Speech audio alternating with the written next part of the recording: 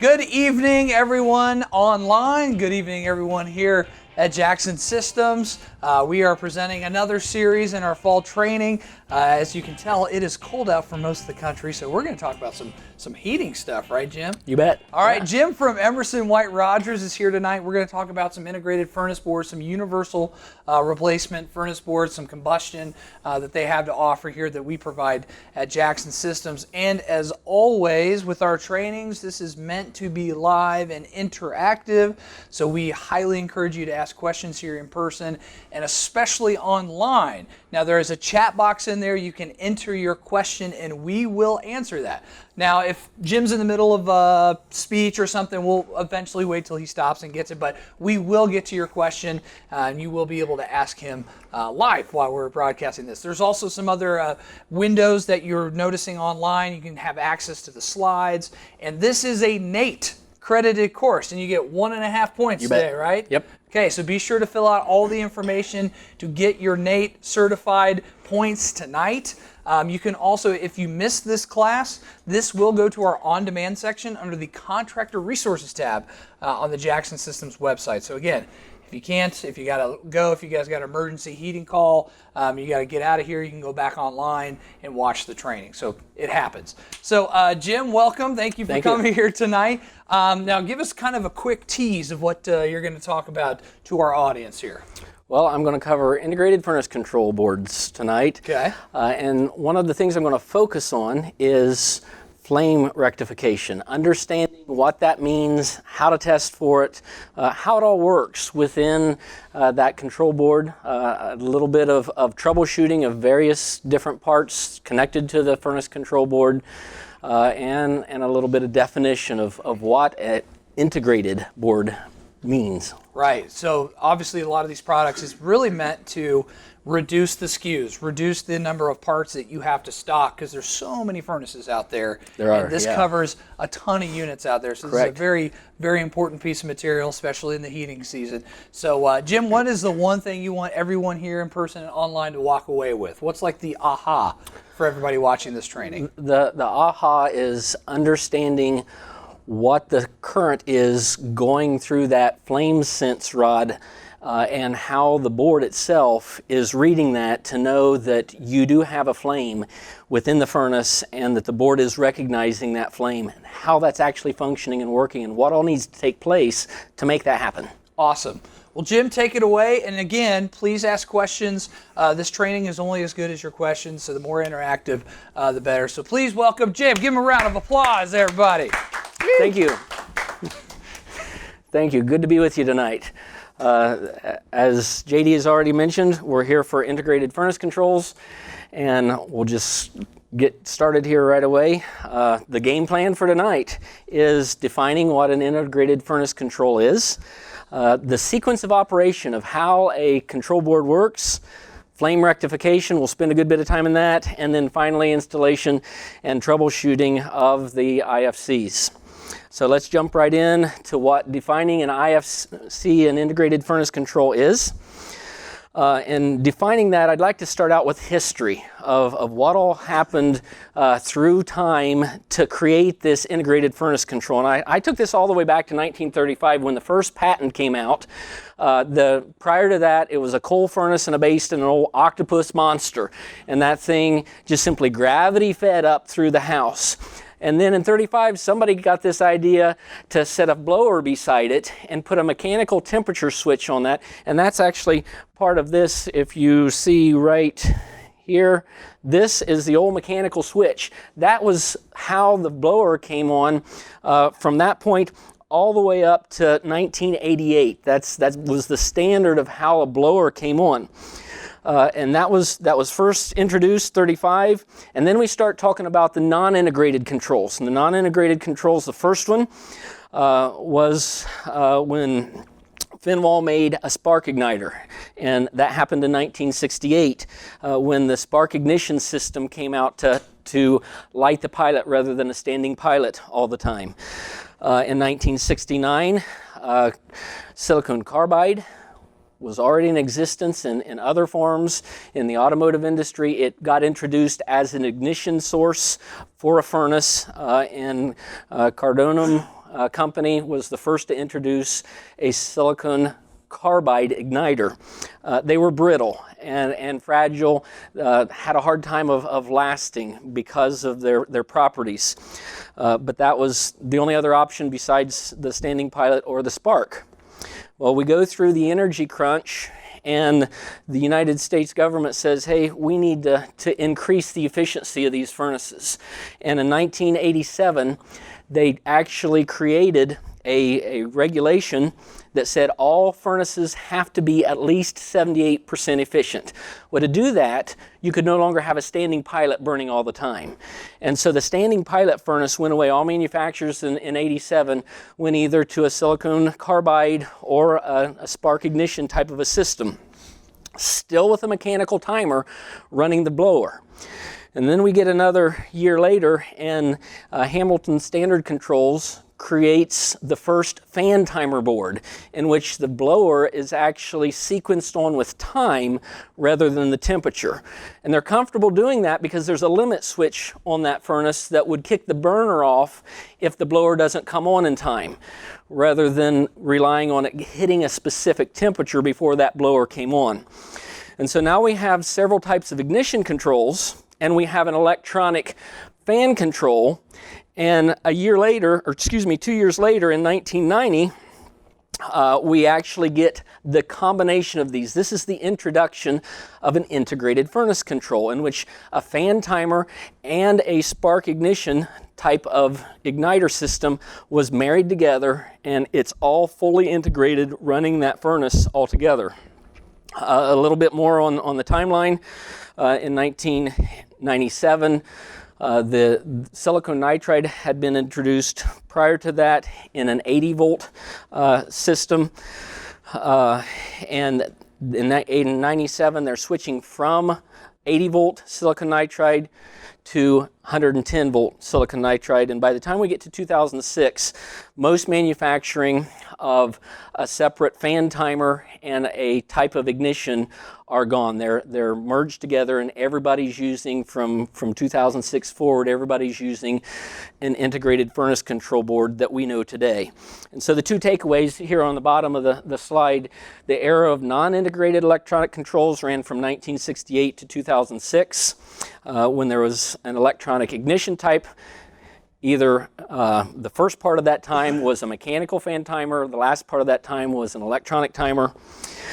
And then from 1990, when the fully integrated furnace control board came on the scene, to current and the future right now, that's pretty much the standard type of furnace control board we see in all the manufacturers in a residential furnace setting. You can still get one of these non-integrated controls if you're doing like a space heater for a garage or something like that, that's just a spark ignition or something along that line. But for the most part, residential in houses, you're going to see an IFC or an integrated furnace control. So let's describe that integration a little bit. And I like to do that by describing what's opposite of integration, or non-integrated. And non-integrated just simply means a partial control. Integration means full. Non is just that partial. And White Rogers actually is kind of a tease. We're coming out with a non-integrated fan timer that can be used to retrofit furnaces from 2006 earlier, that still has a fan timer by itself without the type of ignition control with it. Our fan timer board is going to match over 150 SKUs. So we're going to have the ability to have one part that's going to cover multiple of those old furnaces. But all it does is the fan timer side of things. To get full integration, you have to match that up with something that's going to ignite the furnace. Three options. We have the direct spark ignition, which is our top option there that we're showing, the hot surface, and then the intelligent valve that was one of the last things to go in 2006 when things got to be fully integrated. Typically, those parts only do the ignition. Now you get into the valve, and some of the second generation valves actually can control limits and pressure switches and things like that.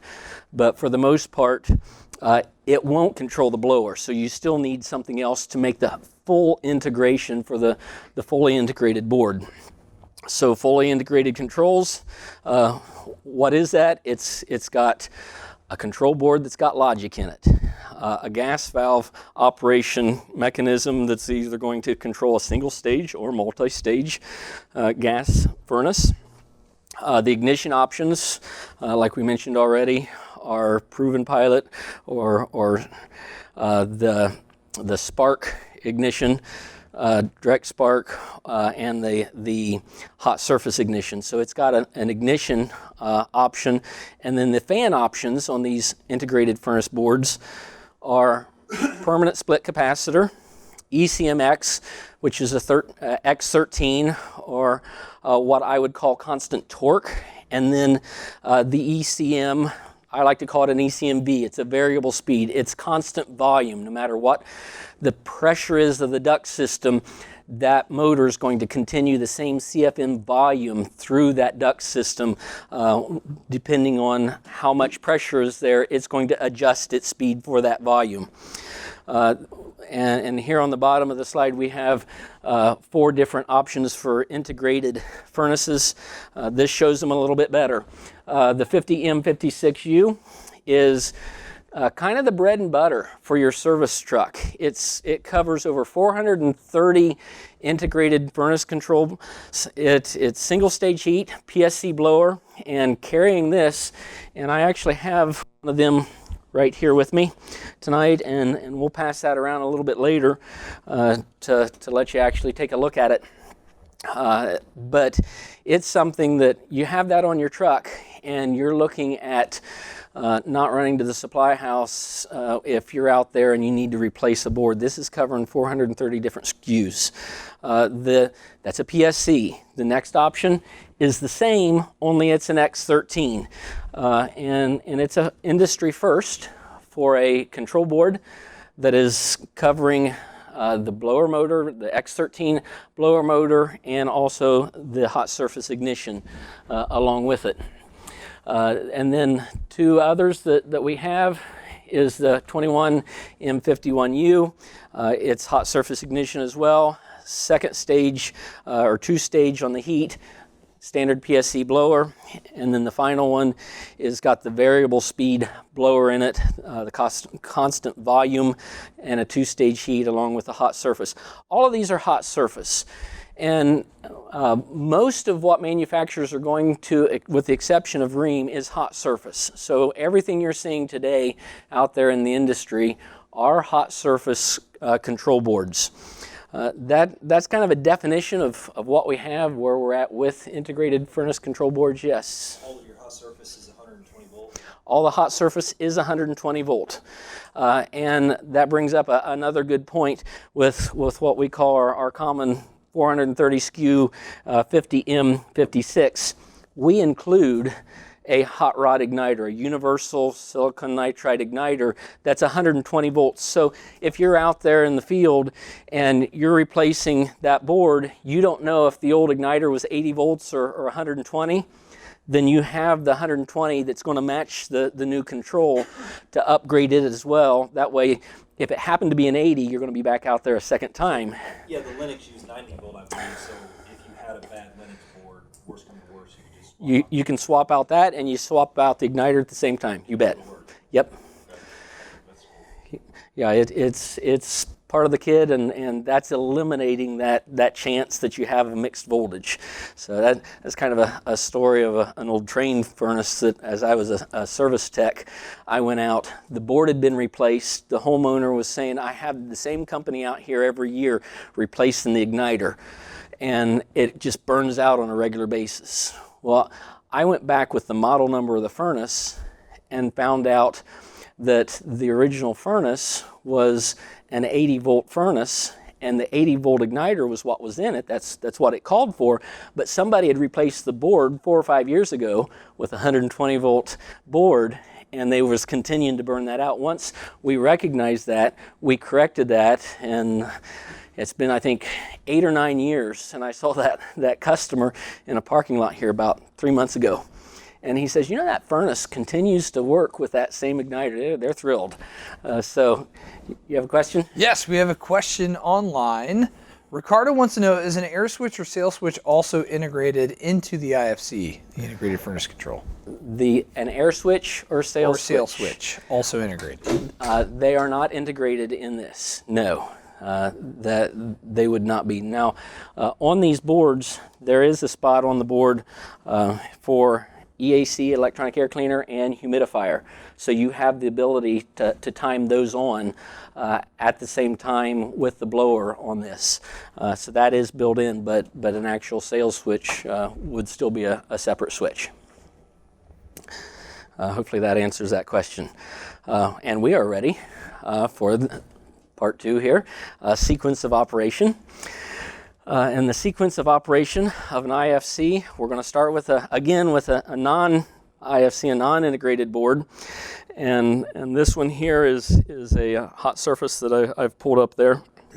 And you can actually see all that this board's doing on a call for heat is a means of ignition. It's going to open the gas valve, prove the ignition, and then going to be a heating sequence in which the blower comes on a separate mechanism until the thermostat is satisfied, and then it turns the gas off. So nothing to do with the blower. There's no blower control in a non-integrated. This is simply turning on the ignition by itself versus the full integrated board. It's going to check to make sure a pressure switch is open first. It's going to turn on the inducer that closes the pressure switch. Why do we want to start out with a pressure switch that's open first? Well, if we didn't do that, if we just simply had a closed pressure switch, or we didn't check for an open pressure switch, having the ability for it to open and then close once the inducer starts proves that the pressure switch is working. Otherwise, we wouldn't know if the pressure switch is working if we didn't check for it open first. So it's open, we check, make sure that it's functioning, it closes, indicating that there's no restriction in the flue that's not allowing it to draft properly and function as it should, or the inducer motors went out, or the little squirrel cage on the inducers broke free from the motor and you're not getting an induced draft. All of those things could happen so that the pressure switch wouldn't close.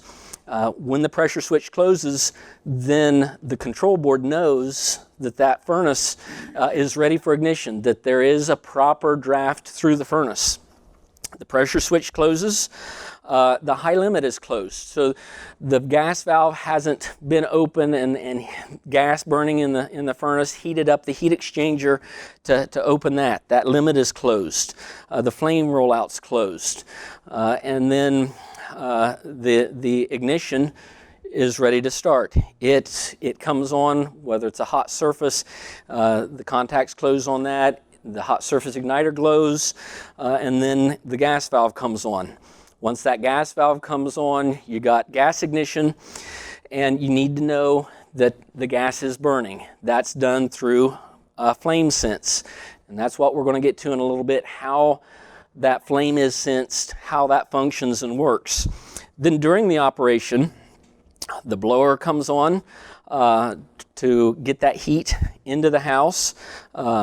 After the furnace is the thermostat satisfied, the gas valve goes off, the inducer goes off, and finally the delay on the blower shuts off.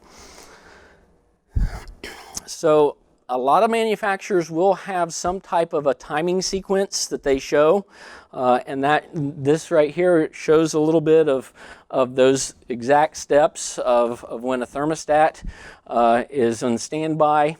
It kicks on and calls for heat. Once it does that, it's doing a self-check to make sure that pressure switch is open. Then the inducer starts. And the time is kind of going across in most of these spreadsheets. When the inducer starts, then the pressure switch is going to close. Once that pressure switch does a pre-purge and closes, the igniter comes on. that igniter comes on, and it shows igniter warm up 5 to 21 seconds. Once we get to that, we got a question. We want to stop for that? I was going to wait till you finish. Okay, let's keep going. The gas valve opens, and you can see the gas valve's opening. There's less than a 5-second period that gas is going to be on until that flame rod needs to sense that there's a flame there. If it doesn't sense there's a flame there, the gas valve shuts off, and it goes through a pre-purge and is going to try again. If it senses that there's a flame there, it continues to run. It starts a delay, the blower delay, 25 seconds. And through that delay, then the blower comes on. You can also have a humidifier that's going to come on. It's a 24-volt circuit as well as a 120-volt circuit on the board. The electronic air cleaner is going to kick on with the blower and allow it to come on to run during that time. And you're actually going to have an indicator on the board on our example here of the 50X57, our universal board for the ECMX motor. Is going to have an indicator on the board that's flashing, that's telling you you're in the heat cycle. Once the thermostat's satisfied, the gas valve shuts off. There's a 15-second pre-purge for the heat exchanger to be emptied of any additional exhaust or fumes in there, and then the blower off delay. And that is something that it's set for 120-second default. You can adjust that depending on what you're replacing. Sometimes you need a less time, sometimes you need a little more. You want to make sure that blower shuts off before the air's cold, before the homeowner says, I got cold air coming out of the register. At that point, you know that the blower should have been off a little before that, and you can adjust that time for that. Little fact on these, all manufacturers follow this same sequence. So once you learn the sequence of how everything's functioning, they're fairly consistent. There may be a little difference in timing, and for ignition system, if you're dealing with a spark igniter, you're not waiting a 5 to 20 second for that hot surface to glow for that gas to come on. As soon as it immediately sparks and that pilot comes on, or it's sparking for the gas valve to open, it's opening immediately. So there's no delay within that. That could be a little difference in the sequence. So let's go ahead and get our question. Yes. Going back to the 80 volt versus 120 volt, Noam wanted to ask a question like, how do you recognize, is there a way to kind of visually recognize the difference between an 80 volt board in the field without actually reading the number plate? Is there any like distinguishing difference? There is at this point nothing other than knowing your part number and your model number to identify whether that's 80 volt or 120 volt. Sometime in the future, I would like to see some type of an identification that we at White Rogers make in the difference of the two, so that you can actually tell just by looking at it which one is what voltage. But at this point, there is no differentiating between the two. Okay, so I put together a little video here that doesn't show the actual timing amount. I've shortened it to keep the clips short, but you can actually watch and see the sequence of operation. So we'll go ahead and play that clip here for you.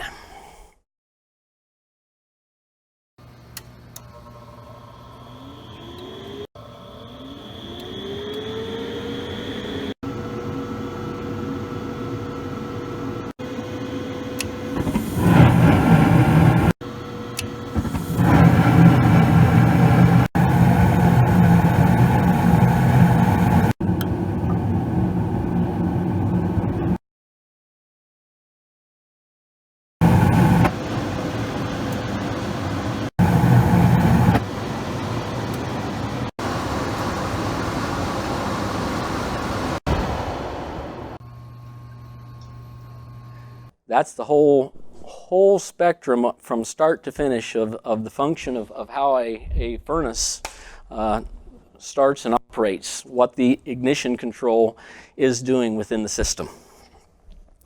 So that's its operation sequence. Now we're ready for the fun part, the actual flame rectification. And this part, if you have any questions on this while I'm going through it, don't hesitate to raise your hand and ask. This part is, even as a tech, I used to look at this and not understand fully what was going on and happened here. So I'd like to try to dispel that tonight and make this a little bit clearer. What we're talking about in this sequence of operation is proving ignition. How does the furnace know that there is a flame? And after the gas valve opens, it's doing this safety test. What is this safety test? And this is a busy slide. We're going to start at one side and kind of work through it. And the beginning of understanding this is really understanding an atom, a molecule, a simple atom. And an atom is neutral, has the same amount of protons and neutrons in the nucleus and electrons that are going around that. They're equal. I think my example here shows 3 going around, 3 neutrons, should be 3 protons to be a balanced, to equal atom. And if everything's equal, then it's neutral. And I want to jump over to the other part of the slide, read the first paragraph in that when the gas is burned, it releases the electrons from these atoms. And these electrons are free from the molecules that are in the fuel. And this is what's the flame ionization. That's what it's called. It's lets the flame act for the path of electric current. Well, how does that work? What's going on? Well, let's go back to this side of the slide here. And we can see this is an atom. It's got 2 electrons, 2 neutrons, 2 protons. It's neutral. That's a gas atom. As it burns, one of the electrons pulls off. And so now it's got 2 neutrons, 2 protons, and just 1 electron. Because that's pulled off and it's not balanced anymore, it's now called an ion instead of an atom. And that's what we're calling ionization. And we can read that in the second part over here. Ionization in chemistry and physics is the process that electric current, anything electrical, an atom that's neutral, loses one of its molecule or one of its particles. And I better read it rather than trying to look at it here. Electrical neutral atom or molecules are converted to electrical charged atoms or molecules, which are now ions. And so we went from an atom to an ion, and we have this free electron, and this free electron can conduct electricity. So what we have is this shows the sine wave. We have electricity flowing through the flame rod, and in this area right here, it now is an ion with these billions of electrons floating in there. They can conduct electricity. So they conduct this electricity from this rod in the flame, and they go to the burner, which is grounded. And so they ground that electricity that's in the flame rod. And the flame rod knows that the gas is on, that it's burning, because in that burnt gas, these electrons, these negative particles, are creating this ground action to the burner. The burner is acting as the ground. Clear as mud. It's taking an atom and converting it to an ion. See how many of you understand this. There's 2 atoms that are walking down a street. One says to the other, "I've lost an electron." The other says, "Are you sure?" And it says, "Yes, I'm positive." You knew that. And so it's no longer an atom. It's a positive ion. And so that's the conversion. That positive ion now has that electron. That's grounding the flame. The flame sensor doesn't really sense anything. It's just conducting that voltage to the burner, creating the ground. It's acting as a ground signal. The flame's acting as a wire, basically, to ground that electrode out. Let's keep going. Part of this will deal with electricity, is the sine wave, and this is an AC sine wave. This shows that your AC voltage goes from voltage AC positive to negative. That happens 60 times a second, and that's what our standard electric here is in the United States. Side note, I think if you go to Europe, you're getting 50 hertz, not 60 hertz. They run a different electric than we do here. But AC is going both the positive and the negative at the same time, 60 times, not the same time, 60 times back and forth. So getting that understanding, let's look at this flame rectification. We have AC going into a transformer, and that transformer is taking that AC, and one side of the 20 volts is going into the bridge rectifier. This bridge rectifier is inside the IFC. It's taking this 24 volts that's going to the board, and as that voltage gets here, it tries on this part of the sine wave, it's going to be able to go through and create that part. On this part of the sine wave, it's coming this way and it's blocked. So we're converting that AC voltage to DC. We're blocking the bottom part of this sine wave, and we're now a DC only current. And that DC only current is reading only the top part of the sine wave. That's the process known as rectification. So here's a little easier example to understand with that. The voltage is coming out, it's going through the board, it comes out of the board in the flame sense, it's got a DC voltage, it's a very low voltage. We read it in, if you was reading it in DC volts, it would be microvolts. We read it in microamps. We actually read the amp draw on that to test. That voltage is going in the flame.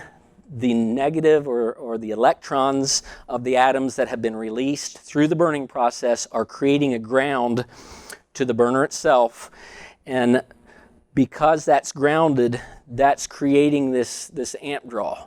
It's creating just anything that you have electrical when you turn on a light or turn on a motor and you're using that electric, you're creating an amp draw. You're creating a load or resistance to that voltage.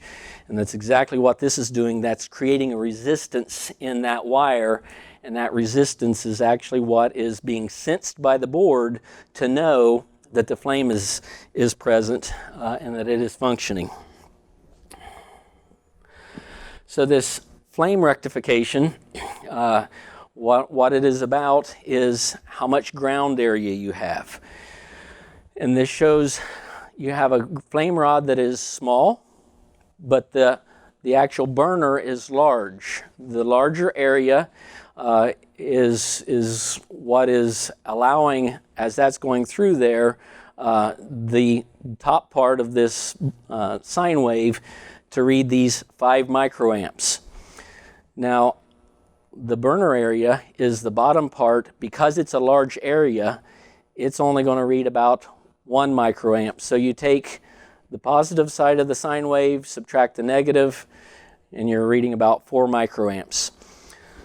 And that's the actual reading that you would get if you was sensing the microamps on the board. Now let's look at this with a small ground area.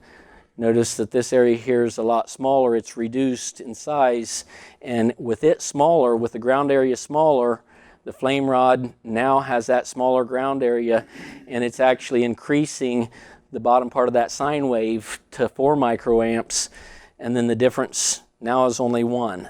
So the bigger burner area and the smaller, the smaller flame rod is what you're looking for to get that better microamp reading. The UA flow increases as the ground area decreases. Question? Yes. Fairs Online wants to know, what's the voltage between the flame sensor, the ground amp? What's the minimum amp, maximum flame sensor current we expect?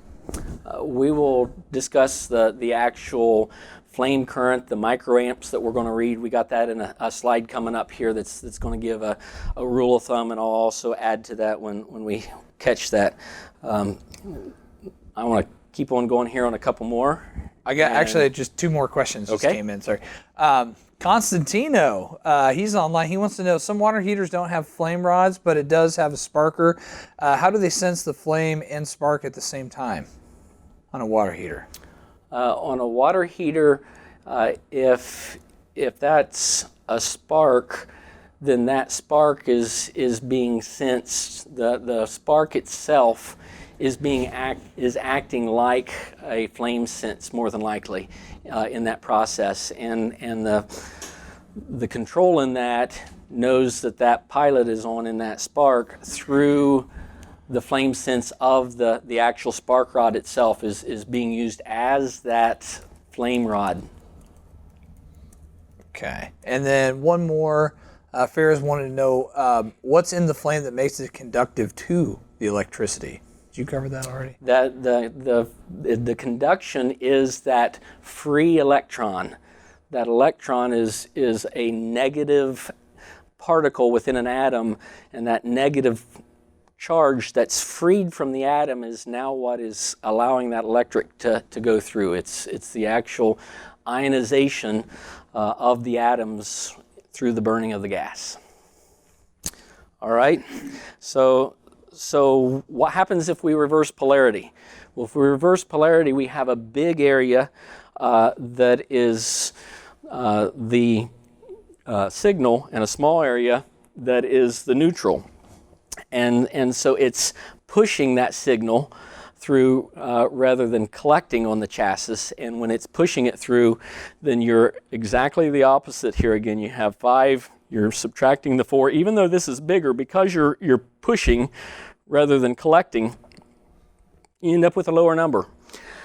With something like that, with reverse polarity, it may work for a while, it may not. It may work sporadically. So one of the things when you're setting these up, you want to make sure your polarity is correct. And we'll go through how to test that and how to check that here shortly. So here is an answer to one of those earlier questions online. This kind of gives a little bit of an idea of the minimum current. Typically a flame rod will sense somewhere between 5 to 1 is a good microamp reading. If you're below 1, most of these units are going to struggle reading. Now, some of these show that they have the capacity. Our 50A50 241 has the ability to read all the way down to 0.15 microamps. More than likely, you're going to get a lot more than that coming back through it, but it has that sensitivity, and that's one of the nice features about the White Rogers product is the control boards are designed to be able to sense and read that lower amount of microamps within them. But most of your furnaces, if you have less than 1 microamp, you're looking at a weak flame signal. Your average is going to be somewhere 2, 3, 4 on most of the microamp readings. To test it, set your meter to the microamp scale. You want the negative going to the flame rod, and then the positive going to the module. So basically what I'm describing is the flame rod's going in the furnace.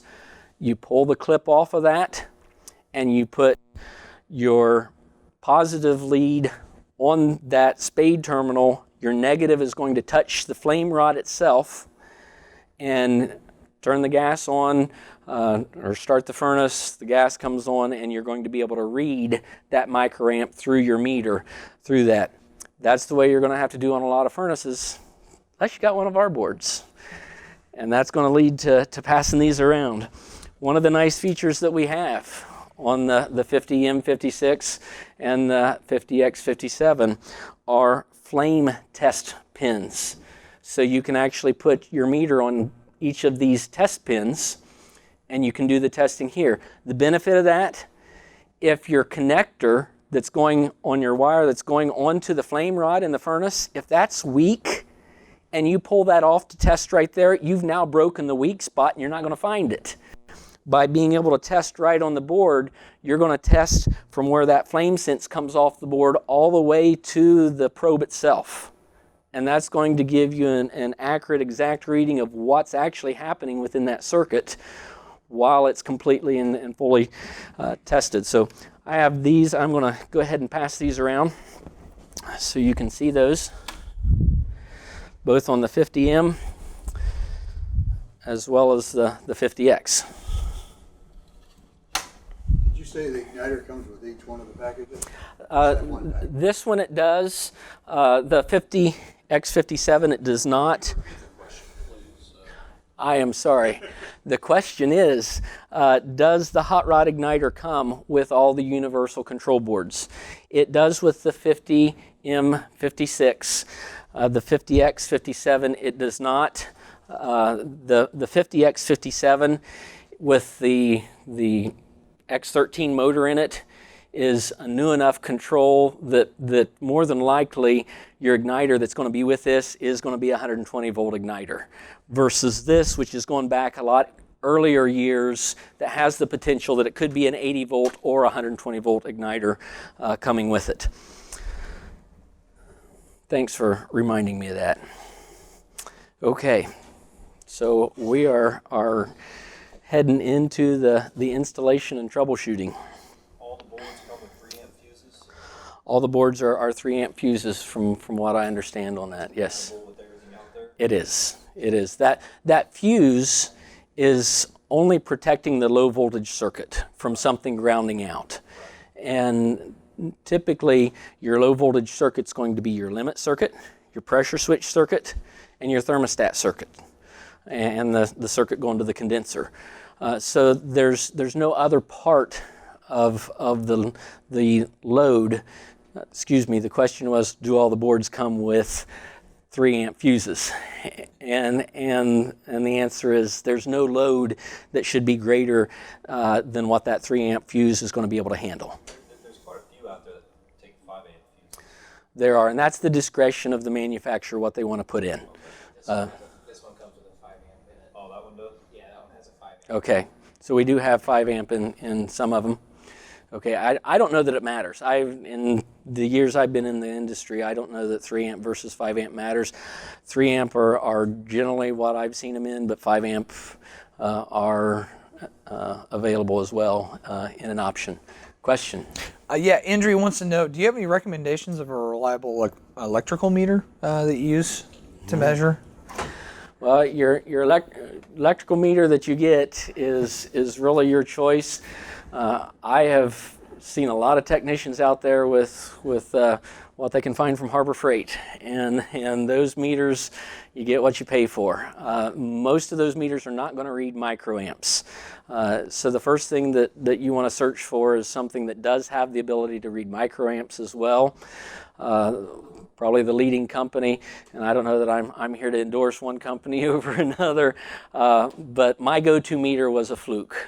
Fluke meters are fairly reliable, quality, dependable, and one of the things that I noticed with a Fluke meter was if I was wanting to check an amp draw and I actually connected to voltage, if I was checking continuity and I had voltage on it, the Fluke will beep real loud and say ouch, but it'll keep working. Your Harbor Freight meter, if you're checking continuity and hook voltage up to it, poof, you're going to be done. Jim, the UEI instruments are great, and they're available at Jackson Systems. UEI instruments are great. They are great. We have them. And UEI is your go-to meter right here at Jackson. Thank you for the plug. Other brands that are known to be fairly reliable, Fieldpiece sells a lot of product. Amp Probe sells a lot of product. There's a lot of good product out there. You do want something that you're going to pay for it if you want something that's going to be reliable for you. Any more questions? Good to go. Okay. Let's head through the installation and troubleshooting here. So first thing we're going to do when we're installing or replacing a board is we want to determine that we have the correct board that we're going to replace.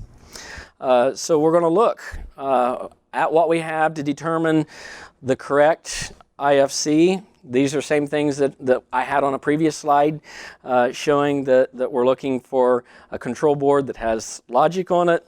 We're going to check the gas operation to know, is it single stage or is it two stage? That's going to depend or determine what board we use.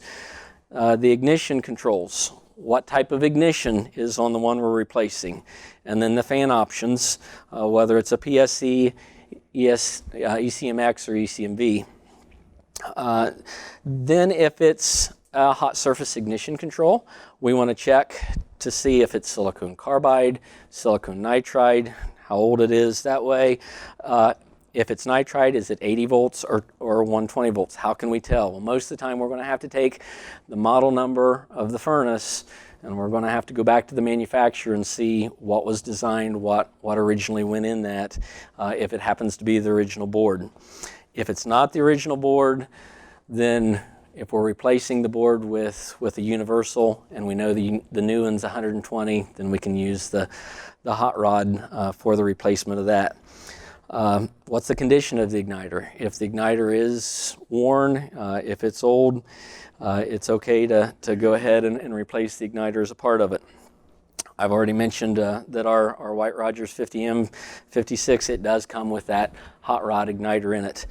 The hot rod igniter is a universal igniter, and I think another slide here a little bit later I'll share that we are starting to make direct OEM igniters as well, so that if you don't like to use wire nuts to use the old plug on the old igniter that you had, we have some direct plug and go igniter modules that are OEM for several brands. Just a tech tip here. Prior to removing something, some techs like to take a board, pull one wire off, put it on the new board. Sometimes you can do that. Sometimes it's you got a mess because you got everything real close together. I like to recommend take a picture. That's gonna help you, so that if you got your wires off and you're wondering, did I connect this correctly? Your old picture of your old board, if you got it clear enough so that you can read the terminal IDs, then you always know what you're looking for. The other thing of installation, of replacing these, familiarize yourself with the groups of wires. What are the blower wires? Pull them all off at the same time and put them all together, so that you know when you're putting them on the new board that they're all there, they all belong to that set. Make sure that you're aware of what speed the heat mode is on, what speed the cool mode is on. Some of the boards have one terminal that you're going to plug in that spade for the heat speed. Familiarize yourself with what color that wire is. My example here is a 50X or 57, the ECM board that has been replaced. You also notice on the pictures here that on this, the blower's hooked up here on the old board. The new board, the blower's hooked up there. So they can change, they can be at different spots. Make sure that you're hooking up when it says this is blower. Make sure that this is saying blower when you're hooking it up. But picture, worth 1,000 words. Okay, igniter. How do you know when to replace the igniter and troubleshooting that? The example here shows a really hot glow and then a dark spot. That shows a crack, a weak spot. And the note here on the bottom shows this igniter continued to light over 1,200 times after this. But it was weak, it was on its way out. And having that line in there tells you, share that with your homeowner. Say, I noticed your igniter has got a weak spot. It may last a while, it may not. None of us have a crystal ball of knowing exactly. I used to tell homeowners that if I knew what day your furnace was going out, I'd come the day before and fix it. But I have no idea. So sharing with your homeowner any potential problems that you have, that their furnace has, eliminates that question in their mind when you go back out to do the repair. They're not asking, well, why didn't you find this when you were here? if you share that with them while you're there, then they know that you were aware of it, they're aware of it. Some homeowners may say, I don't want to have to worry about a freezing cold house. Go ahead and replace it right now. Others may say, let's wait till it goes out. Let them have that decision, but make sure they know. Save you a lot of headache with your homeowners and improve your reputation. Are you supposed to check the resistance with a cold igniter? The question is, are you supposed to check the resistance with a cold igniter? You can check the resistance with the cold igniter, but that cold igniter resistance may fluctuate. So it's really difficult to... You always wanted the furnace to run a little bit, you turn it off and then check it, but you've always tested a hot igniter. You can, either way, your reading's going to be better when it's hotter, but what I have found is there's no way to see if there's any loss or compromising of the igniter itself, any of the integrity gone. And if there's a little bit gone, you're going to get a different reading. And so to know exactly where you're at with that, and every igniter may have been manufactured with a little bit of fluctuation. That's why there's a range, 40 to 70. It's to have something exact is really difficult to be able to pinpoint and tell. Question online. Yes, Ferris has another question. He wants to know, how can you check a good ground in a furnace or rooftop unit? A good ground checked is coming up. Okay. We're going to catch that here in a little bit when we talk about polarity and reverse polarity and verifying and checking that. If you, I think my slide says it better than I can. If you insist that you can check resistance, cold is going to give you your one reading, your hot's going to give you another reading. But the tables you pull up online, that's based off of a cold. It's based off of a cold, yeah. Constantine wanted to know real quick, he didn't know if you stated this or not. Did he hear you right that hot surface igniters go bad more on a propane than on a natural gas? Did not discuss propane versus natural. Igniters, from my experience with igniters, when you've converted over the new equipment that's dealing with silicon nitride, the new igniters, they're 7 times more durable than the old silicon carbide. The carbide, you're going to find a lot of different resources online that say you can touch it, it's not going to hurt anything, or if you touch it, the oils on your hand are going to shorten its life. The experience that I have found is what you're running into with the shortening of the life of a silicon carbide igniter is its environment. If you're in a place such as a laundromat or a place that has a lot of chemicals, those chemicals that are in the air that are going to go in, be pulled into the furnace, anything like that that's close there, they're going to break down that carbide faster than just your pure air without anything else in it. So it's more of a dirty environment that's going to shorten the life.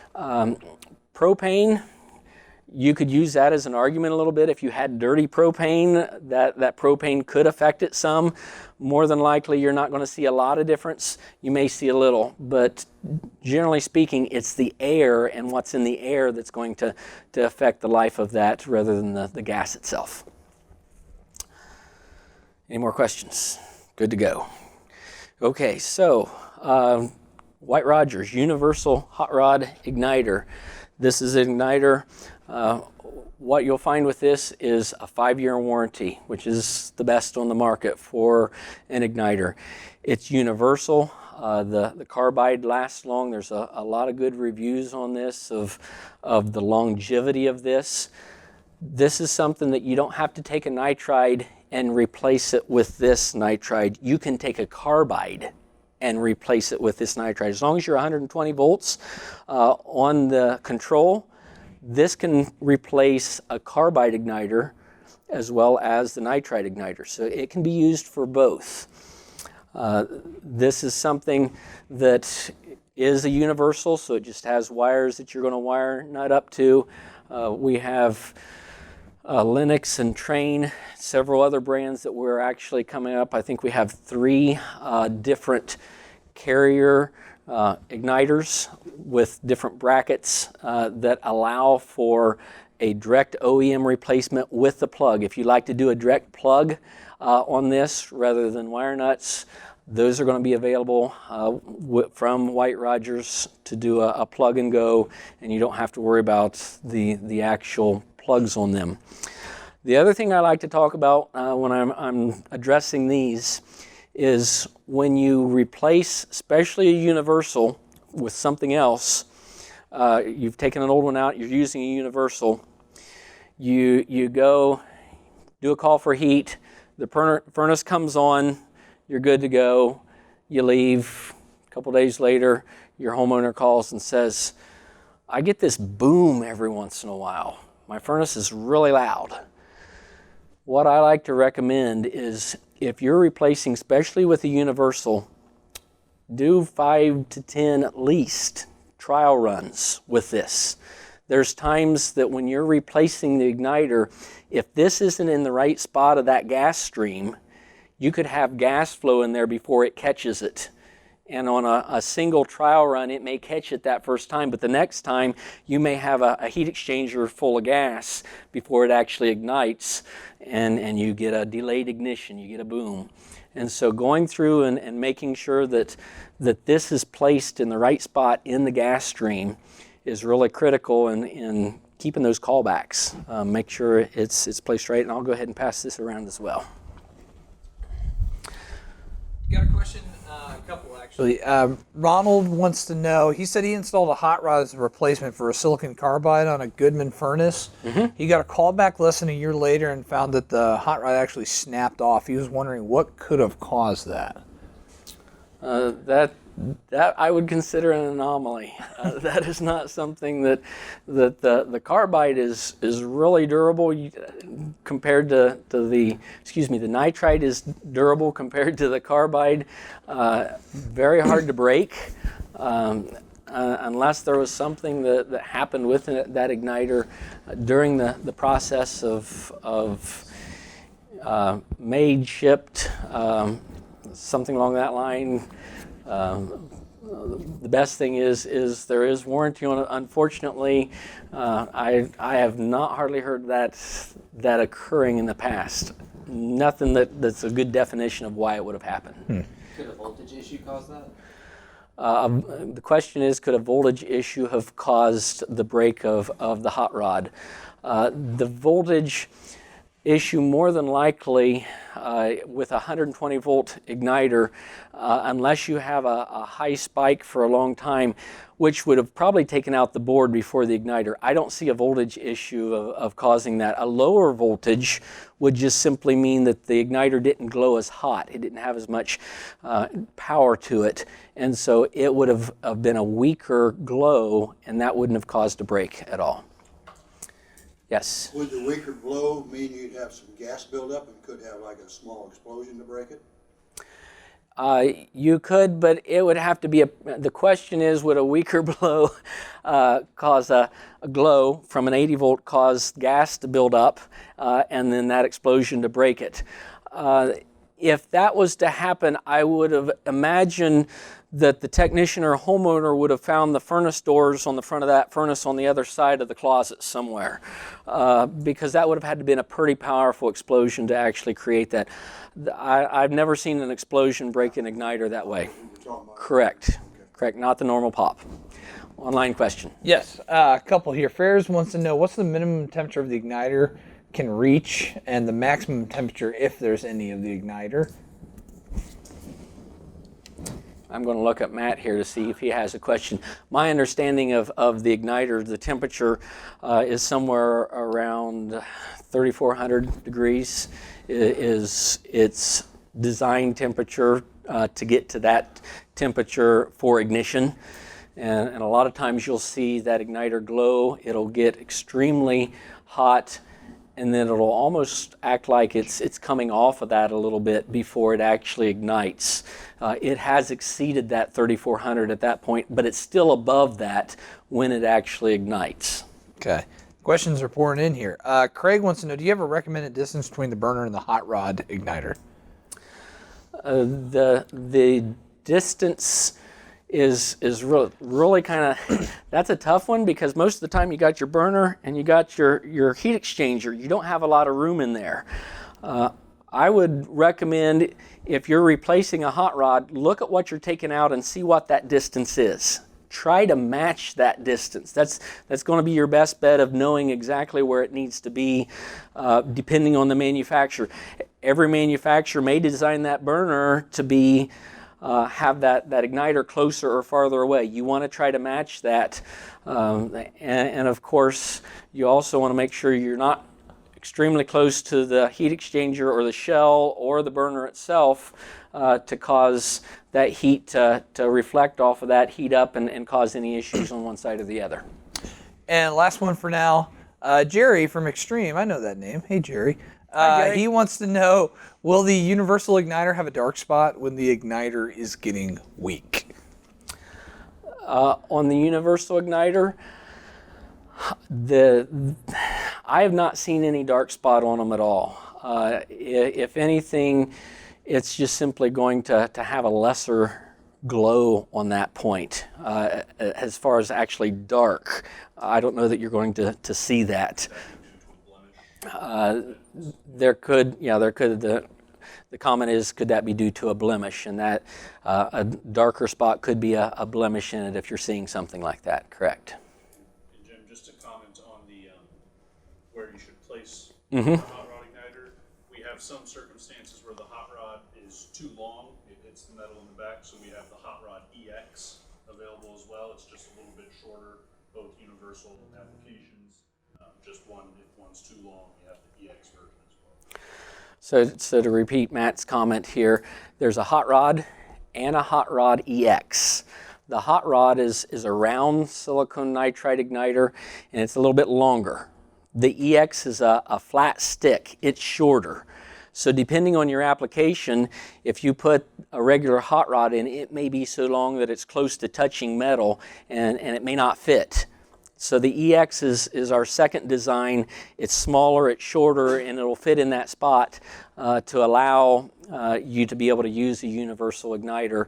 And we have that in two versions, the long round, the short stick. We done with questions? Oh, they keep pouring in. All right. Ricardo wants to know, following the sequence of operation, is the pressure switch normally closed? In the sequence of operation, when the inducer starts, it's going to close that pressure switch. As long as the inducer is running, that pressure switch will stay closed. As soon as the thermostat's satisfied, the call for heat and the gas valve shuts off after the post-purge, and the inducer will shut off. And when that inducer shuts off, you no longer have that vacuum going to that pressure switch, and that pressure switch is going to open up.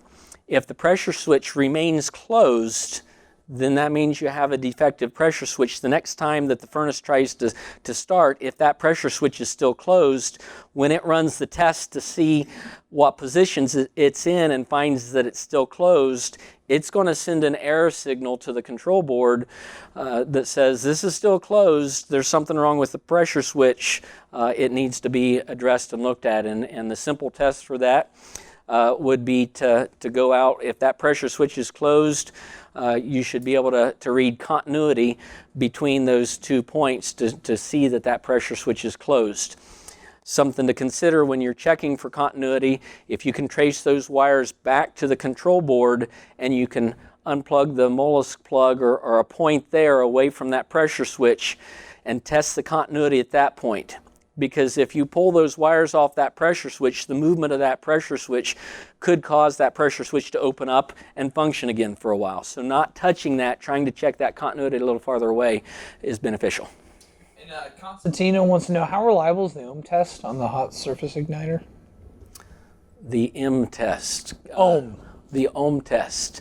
The ohm test for the silicone nitride that's shown here, it's not something that I rely on at this point very much. It's something that, if you test it, and obviously if you're 10 or 20 ohms and you know you're not getting good resistance through, then you know that you do have a weak igniter. But to be able to say, this has got 35, 40 ohms, and go and tell the homeowner they need to replace it, that's questionable whether or not your reading's accurate or the actual igniter has an issue or a problem. The better way to tell that is let the igniter glow, and hopefully if you got a low ohm resistance when you read it that way, you're going to actually see that defect when it glows, such as the picture here. You're going to see a spot, one spot that's really glowing and the rest of it that's partially glowing. You should, on silicone carbide, you should see this whole area through the middle, and especially this down here. This should all be glowing equally. Your middle spot is the spot where your electric coming in is going to be its peak, to be able to actually see it glowing and functioning. And one more for now. What is your best practice, or what do you think is best practice to start making a troubleshoot on a gas furnace that does not turn on? A gas furnace doesn't turn on. How would you handle it? Well, the best way to start out is to start with what controls the most and work to what controls the least. So the first test, if nothing's turning on, is to go to the thermostat and turn the fan on. If the fan doesn't come on, then you don't have 24 volts. Now you can go to the furnace, and your first test could be, do you have 120 volts going to the furnace? That's your beginning of starting to work through it. Does it have the main power? If it has the main power, then you go to the transformer and you check to see, is the transformer have power going into it, and does it have the 24 volts coming out of it? If it has 24 volts coming out of it going to the board, then you can check the fuse on the board, see if the board itself has blown the fuse. If it does blow the fuse, put another fuse in, plug it in, and watch another fuse blow. I don't think that's the direction you want to go. You want to pull your thermostat wires off and check continuity to ground, or check continuity between the wires to see if something's touching somewhere. You want to verify that you do have everything open, that nothing's crossed over and touching. There are little testers made. You can actually get I think it's 5 amp resettable breaker fuse, just a little small one that you can put on your board.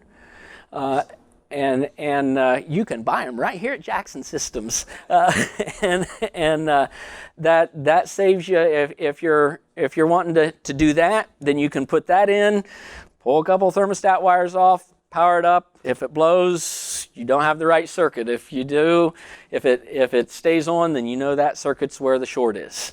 But your best bet is to actually try to get those wires off and determine that way. If you pull all the wires off, all the low voltage wires off the board, and the board's sitting there with the transformer going into it, and you're blowing your fuse, you got to shorten the board, and you're done. You know exactly where your issue is. Alrighty, let's keep moving here. Flame characteristics, and this is an old slide. I had it. It's almost outdated because we're pretty much at jet burners across the board nowadays.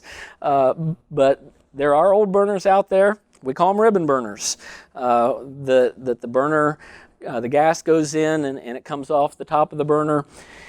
If you want to check for various things, you're going to check your gas pressure, you're going to check for draft, you're going to check for plugged orifices. Those are some of the main things that you can check for, to check and see if your flame is not properly getting to the flame rod, and that can even happen on the newer furnaces, jet burners. One of my favorites that can happen sometimes is you either have a delayed ignition or you have all the burners coming on but maybe one. And I've multiple times through my history taken that orifice off and found a spider climbed in the orifice and built a nice little white web right behind the orifice and plugged that orifice so that you didn't have any gas coming out. If that happens where the igniter is, then nothing's going to come on. If it happens several orifices down, you may have part of the gas coming on, but the rest of it doesn't. So one of the things to check in burners, if you got partial coming on and the gas pressure is accurate, your draft's good, then it could be an orifice. To expand what you're saying, I had a roof unit this last year that had bees in it, and it filled the ribbons themselves and back into the igniters and everything, into the orifices and everything. It was like 50 to 100 of them. So the comment here in the room is rooftop unit this summer got filled with 50 to 100 bees within the actual burner and into the orifice. The whole nest was in there that had to be cleaned out.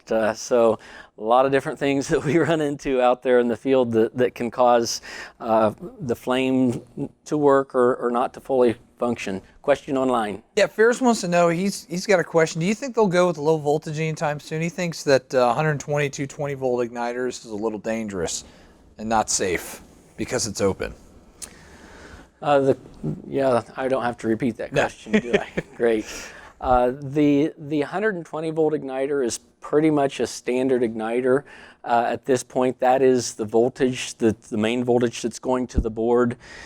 You go to a lower voltage, there are 24 volt igniters out there in some of the what I call intelligent valve systems that may or may not be intelligent, have used 24 volt igniters. The lower the voltage, then you're pushing that to try to get that 3,400 degree Fahrenheit to ignite. It's a lot easier to do with your standard voltage. The industry came out with this 80 volt and then realized this is just an odd voltage that there's no reason why we can't make it standard for what the furnace is. To be safe, the 120 going to the igniter is no different than the 120 going to the blower. That's what we're used to working with in there. And one thing in the HVAC industry that if you haven't learned yet, you soon will, and that is there's two things you respect: gas and electric. It's probably been 25 years ago since I lost my eyebrows because of not respecting gas. So, we all live and learn, but it's something that I don't see any time in the future us going away from the 120 volts on the igniters. It's a standard that we have going to the furnace. Good to go. All right, grounding is our next topic here. How critical is grounding? And it is extremely critical, especially when we're dealing with flame sense, to be able to sense that flame current through those electrons in the flame to the burner ground. There's three things you got going against you in flame rectification if you can't rectify properly. Not a good earth ground, not a good neutral, and not a good flame sensing ground. How can they be different? Well, an earth ground is that third plug in the furnace plug, and all of the newer furnaces, when you wire them up, you not only need to wire up the hot and the neutral, but you need to make sure that furnace is properly grounded. And there's times that you may have to if you have an older house and it's just got 120 volt and neutral, you may have to take that furnace, ground that furnace, and take it up to a water line and put a clamp on that water line and ground that furnace so that it has a good earth ground. Without that good earth ground, you're going to run into having a flame that may not be sensed because that ground isn't good. The neutral needs to be grounded as well. It needs to follow all the way back to the electrical panel, make sure it's grounded, and then there's times that your burners themselves may not have a good ground at them. If the burners are loose within the furnace and they don't have a good solid fit on all the screws all the way to the furnace cabinet, then as that flame rectification is going to the burners and it's not solid, it may not sense through that loose burner and ground itself that way. And I think we had a question about checking ground earlier online. And I can put that in here right now. One of the things that I would do in verifying that we have a good ground in a system is within any system, you can go to the neutral and the hot on your power source coming in and verify that you got a good signal there, right coming into the furnace.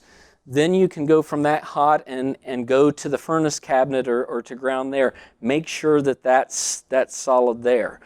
One of the things that can happen if you reverse those wires going into the furnace so that the neutral has the 115 and or 120 and the 120 is the neutral, you can check those two wires to that third prong coming in, or that if you have a prong, or that ground itself, and you can tell which one of those two wires. You shouldn't be able to go to the furnace 110 or 120 wire at the furnace and go to a ground and get 0. You should get a reading there. So should you have the same from the hot leg to ground as you do from hot to neutral? The question is hot to neutral and hot to ground the same? Should you have the same? You should have the same. Within a certain tolerance? Generally speaking, yeah, it's going to be really close. If you have hot, the 120 to neutral as 120, and you only have 100 from 120 to the ground, then you have a weak ground, and you know that ground needs to be addressed. Good go? I have another question, actually. Just real quick, wanted to fit this in. Jerry wanted to know, can a White Rogers furnace board be used on an old standard pilot system? As far as retrofitting, Yes. an old standard pilot, it can. You're going to have some type of a pilot assembly that's going to be able to connect and control that.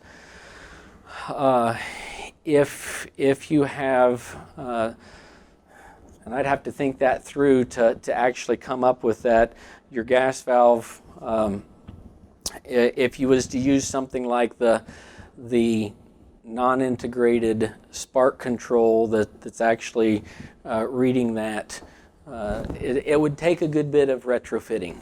Possible, but it would take a good bit of retrofitting to accomplish.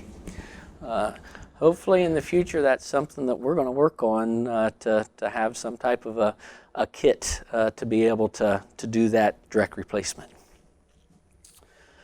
Okay, let's check the flame rod integrity. Things to look at on the flame rod itself. Check the actual rod for coating. I think I'd go back to somewhere probably around 95, 96. There were different materials that the rods were made out of. And I spent a winter, I think it was the winter of 1995, cleaning flame rods on train furnaces. Their actual rod material was such that as this ionization took place in the flame rectification, the end result of that burnt gas as that electric was passing through it created a white coating on the outside of that rod that had to be cleaned. Most of the time, if you're going to clean a rod, my recommendation is do it with as soft or easy of material as possible. At that time, Train said use a dollar bill and just clean it. And I would usually have, I went to the pharmacy and got a box of alcohol wipes, and I would clean it with alcohol wipe. Why is that? If you use rough, coarse sandpaper, then you're going to pit, or you're going to change the consistency of the outside of that rod and make it more susceptible to actually get that film build up on it faster rather than keeping it smooth and clean. Another thing to check for is cracks, and the example up here on the slide, I actually have numbers here that kind of correspond with that. There could be a crack in the actual porcelain that is affecting its integrity, or the ceramic itself could be loose in its mounting. Check for loose connections. Make sure that wire connection on the end is tight that's going into that. Check for insulation damage on the actual wire itself. And then finally, you're wanting to check for continuity. You're wanting to make sure that the resistance is open, that there's 0 ohms, that there's nothing that's grounding that rod out before it actually gets to ground through the flame. And let's look at phase a little bit in troubleshooting. And this is kind of one that's again a little bit hard to understand, but I think if we can get through it, you'll have a lot better grasp on what is in phase and what that means. And you have 120 volts that's going to the furnace. Well, if you reverse that and you make the hot neutral and the neutral hot, then the neutral going into the board is going to be backwards, as well as the hot. It's going to reverse the function of the board or not allow that flame sense to function properly. There are some furnaces that won't give you any indication that you've reversed those wires, except when you go to start it up. And you start it up and the gas comes on, it lights, and 2 seconds later it's out. And it does it again and it won't stay lit. And that's because that flame sense is not sensing a proper ground because you've reversed the polarity on the main furnace wires. That can also happen on the low voltage side. And what you're looking for is for the low voltage to be in phase with the actual line voltage. And the example of this shows that when the sine is going up, and then it could come down and go up. When it's going up on the 120 side, it's also going up on the 24 volt side. The opposite would be if the 120 was going up and the other side of coming out of the transformer was going down at the same time. And so your sines are actually going opposite of each other. Whereas to be in phase, when your 120 is going up, your 24 is going up. When they're going down the same. That's your in phase. To test that, you're going to look, and we'll get to that in the next slide here a little bit. I think we've covered this. Your stability of your flame rectification is for these to be in phase. The other thing to look at is there's times that you have a transformer in the outdoor unit. Maybe you have a heat pump and it's got a transformer out there that you're functioning within the condenser, and then a transformer at the furnace. Well, if you try to wire those together, the term would be that they buck each other. They're not working together, and you can blow a fuse or have issues with that. To test to make sure that these are both in phase, if they're cycling the same, then you can connect the hot from the transformer, 24 volt transformer outside to the one inside, and it's going to function, it's going to work together. And you can have 2 transformers hooked up in the same circuit. They're not going to affect each other in their operation and function. So to test this, you go and you put one of your meter leads on the 120 volt part of your control board, and the other meter lead you're going to put on the 24 volt or the R terminal is the easiest place to test that. When you test those, you're going to get those readings. One's going to be 120. The other is that would be 120 if you tested that to neutral. That would be 24 if you test that to neutral. If they're in phase, when you test this on one meter lead and this on the other, you got 2 options. It's 120 plus 24 or 120 minus 24. To be in phase, for both of these to be on the same phase, you're going to get a difference that's less than the 120. It's going to be the high side voltage less the 24 volt side. Clear? So in phase is going to give you around 96 volts. Now that's going to fluctuate depending on your transformer and depending on your incoming voltage. But let's go back to this.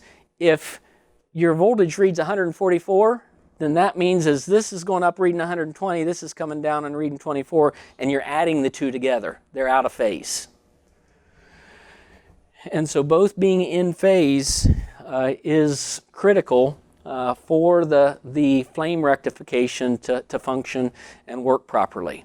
And when the manufacturer designs the furnace and wires it up from the factory, when you hook 120 into the inlet of the furnace, all those wires are already properly connected and hooked up so that the system is in phase. Okay, so let's catch a little bit on blower motors. This is something that is always really difficult, seems like, to understand when we come to an ECMX or an X13 motor. The standard PSC motor, which we know is now being phased out in manufacturing, but when you wire it, you got these big relays, and you're sending the 120 volt out of those relays directly to the motor.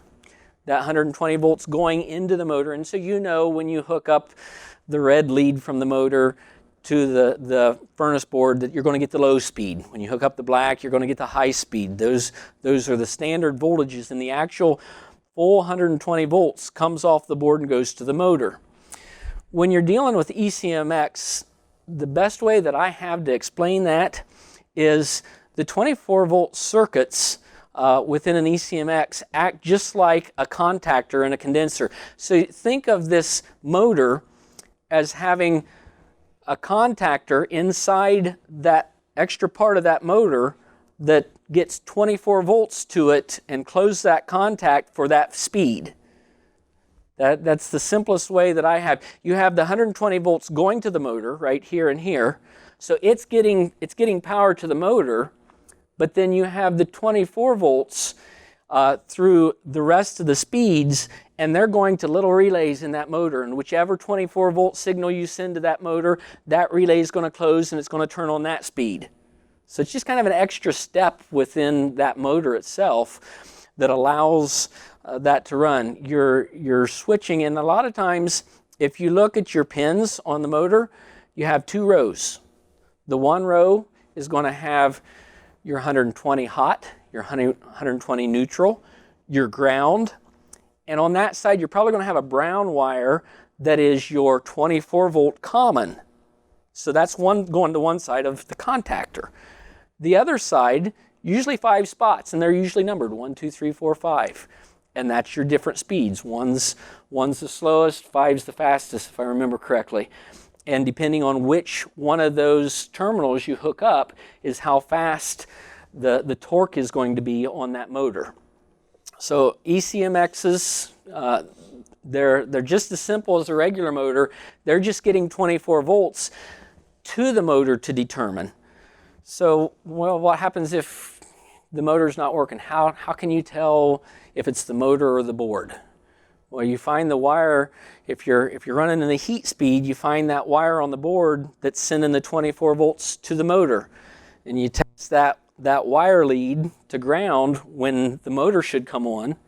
If you get your 24 volts, that means that signal to the motor and the board's good. The motor itself isn't receiving that signal, closing that contact in the motor and allowing that speed to come on. A quick test while you're in the field to verify that it's the motor and not the board is you can take that lead, disconnect your power, take that lead off that speed, stick it on another speed, and power it back on and test it that way. If the motor still doesn't come on, then you know for sure it's the motor. On occasion, you'll have a motor that one of the speeds, the contacts will quit working, and that speed is dead. The rest of the speeds work. So you can get a quick fix for the homeowner to run through that way until you can replace the motor. And we're coming down to the end here. One of the things that White Rogers does that is really nice is all of these boards have a tricolor LED, and it tells you the status of the system as well as gives you some troubleshooting faults. And you don't have to wonder what that blinking light is, what it's doing, because right on the face of the board itself is the diagram that shows what all of those codes are. And you can read all of those codes. If it's flashing one red, you can tell what's going on. Easy to diagnose. The table's right there with it. There is a fault recall that you can press. That there's a button that's there on that board. You can press it, and it's typically less than 5 seconds, and if I remember correctly, about 3 seconds, and the status light will go out. You let go of the button, and it'll flash any of the last 5 codes that occurred within faults if it happened within 14 days. After 14 days, it dumps the memory of that. But prior to that, in the last 14 days, you can see any faults, any of the last 5 faults that was on there. To reset, you just simply hold that fault button in, and it's going to take roughly 7 to 10 seconds. It's going to go out around that 3-4 second mark. It's going to come on and flash, rapid flash around 7 to 10, and then it's going to go off for 2 seconds, and you know that you've cleared the codes so that you can leave the homeowner with the codes cleared. If you've found the issue, if you haven't found the issue, you clear, and then you can come back the next day and see what faults you've had. The control will reset after a 1 hour lockout. If you want to, if the furnace is locked out and not functioning, you remove the 24 volts or kill the power to the furnace. That's going to kill the 24 volts and allow the control to reset. Are we through questions? I think we are wrapping things up. We do have a mobile app. White Rogers does have a mobile app that you can get that has additional information, all your cross references. If you're wondering if our universal board is going to work on the board you have, you can download the app and have access to all of those cross references right out there on the job site.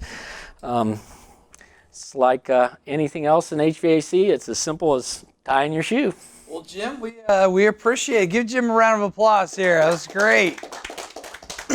Yeah, that app is an amazing tool, and it's free, so why not download it? And just as a reminder, like I said, if you came in halfway through the training or you had to leave, this will be on demand in the contractor resources. Be sure you fill out the proper certification for the NATE.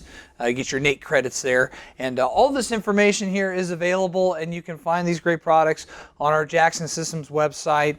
And also, if you want to see pricing, just ask us for e-commerce access. You guys can get on our website, view pricing, and order directly online and have it shipped right to you for free, so take advantage of that.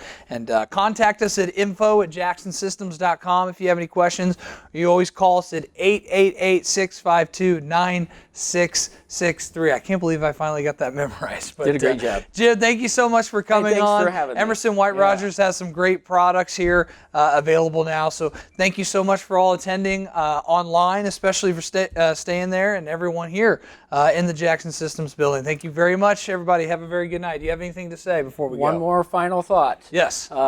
As doing training, part of my opportunity here is to take feedback from any of you. If you have an idea of a product that you'd like to see or a reason why we don't have a certain feature on a control, reach out to us and share that. We're here to try to make life as easy as we can for you, and if you know of something that would make it easier, we're here to take a look at it and implement it if we can. Thanks for your time. We appreciate it. Thank you, everybody. Good night. Have a good night. Drive safe.